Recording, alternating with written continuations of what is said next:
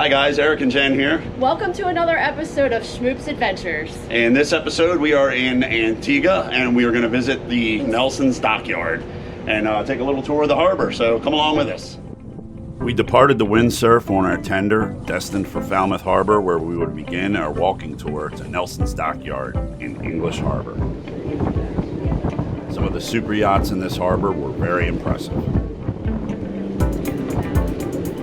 We had a short tender ride into the harbor, and check out, there's some beautiful yachts in this harbor. Oh, wow. Huh? This is Nelson's Dockyard, and we're getting ready to do the walking tour. Yeah, we're going to take a walk around the historic Nelson's Dockyard. I believe it was one of the first dockyards in the Caribbean and the longest operating dockyard, but we'll have more details on that in a moment. We had a very knowledgeable guide that took us on about a 10-minute walk across the island to the English Harbour where Nelson's Dockyard was located.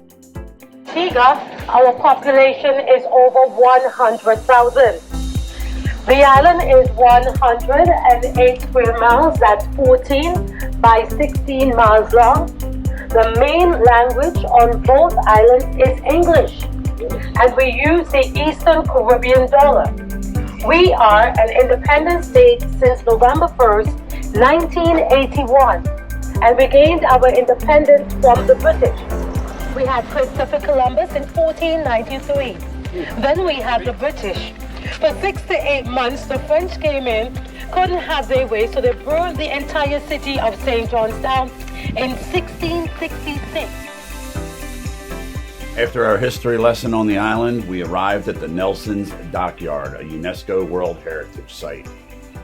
Upon entry, we were handed over to one of the park's tour guides, which unfortunately gave us some slightly bad news. As we're about to enter the Nelson's Dockyard now, we're not allowed to film in there because it's a national park and we're on a guided tour, but I'm going to take some pictures and I'll give you a voiceover about what we learned about it. Nelson's Dockyard, located in English Harbour, Antigua, is a historic naval base that dates back to the early 18th century. It was strategically developed by the British Royal Navy to protect valuable sugar-producing colonies and serve as a repair hub for naval ships in the Caribbean.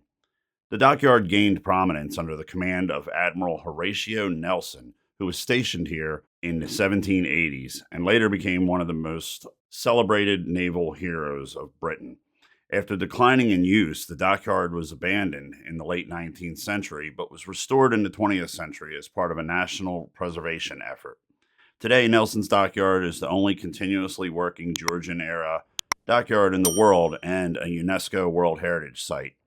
It stands as a testament to colonial maritime history and serves as a vibrant cultural tourist destination, blending historical architecture with modern sailing and heritage events.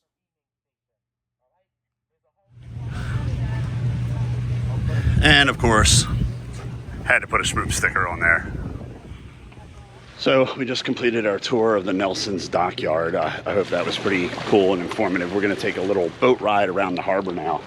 It's such a beautiful island, and the tour was very informative, told us a lot of history about the island. Yeah. Really good tour. Sorry we couldn't record. Yeah, you got to come do it for yourself. I'm sorry we couldn't record it for you, but it gives you an incentive to come do it for yourself. Alrighty. 1, 2, 3. Welcome on board. This is an old lifeboat from a Korean ship built in 1979. That Korean freighter went worldwide, so you'd be pleased to know that this is fitted with an icebreaker on the bow. So we're covered for any climate change in the next half an hour. if we encounter an iceberg going out of the harbour. She was originally licensed for 61 people. Well, we're off the dock on the Horatio, named after Horatio Nelson, Nelson's Dockyard. A little tour of the harbor. The captain's tiller steering because we broke the hydraulics on the dock last week.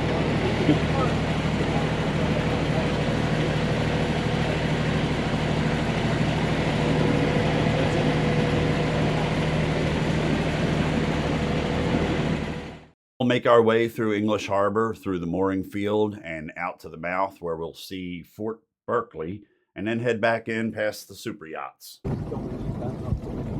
During the boat tour, the captain shares fun facts and history about the harbor. Maybe we were reluctant to leave there, but Antigua was going to be here, and it's surrounded by hills, so it's very sheltered, and it's a good place to be if there is such a thing in a storm. It was dry, up and stormy, obviously.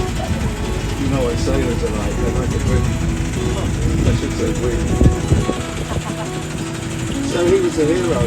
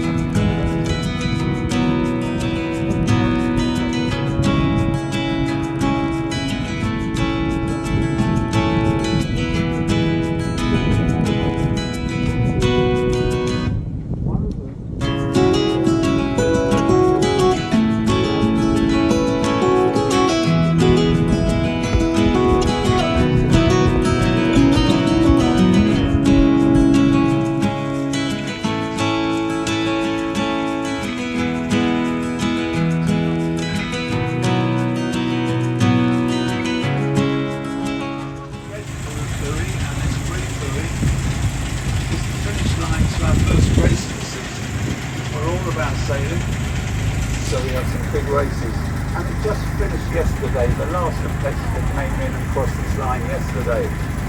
It's a rowing race. It's called the world's toughest row, and it's from the Canary Islands, just off the coast of Africa. 3,000-mile row.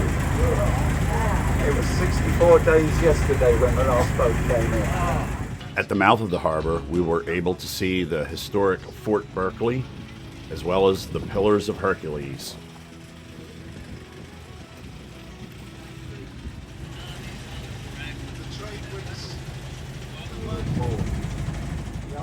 The opening of the harbor used to be protected by a large chain that ran between the fort and the beach. And here on the beach, you can still see the anchor that secured the other end of the chain. 20 years until the advent of the foiling boats. It's just a carbon tube running inside of the electronics. I enjoy it. Well, that concludes our tour of the harbor and Nelson's Dockyard. I hope you guys enjoyed that. On board the Horatio here, it was a lovely tour. As you can see, this island is just It's stunning. beautiful. So we did this tour through the Windsurf ship. It's one of their itineraries, so it's all good. It fills up fast. Yeah, so highly recommend it, guys. So this being the end, it's starting to rain a little bit here. They're going to give us a beverage. So yeah, it's Let's try nice some rum punch. Antiguan rum. Beer 30. Antiguan rum. All right, guys. Thanks for watching. Thank you. See you in the next episode.